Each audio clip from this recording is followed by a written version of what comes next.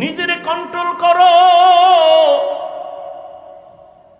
তুমি চাইলে মিথ্যা কথা বলতে পারো, কিন্তু নিজেরে কন্ট্রোল করো, মিথ্যা বলবা না। বিজয়টা তোমার পক্ষে একটু পরেই চলে আসবে।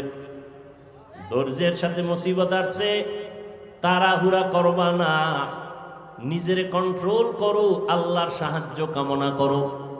ধৈর্যের এই গুণটা যদি অর্জন করতে পারো, আল্লাহ তোমাকে দুনিয়া আখেরাতে অনেক পুরস্কার দিবেন। এর মধ্যে দুইটা পুরস্কার দিবেন, বড় দামি, বড় শ্রেষ্ঠ পুরস্কার। দুনিয়ার পুরস্কার শ্রেষ্ঠ যেটা, আল্লাহ বলেন আমি আল্লাহ তার চিরদিনের বন্ধু হয়ে থাকবো।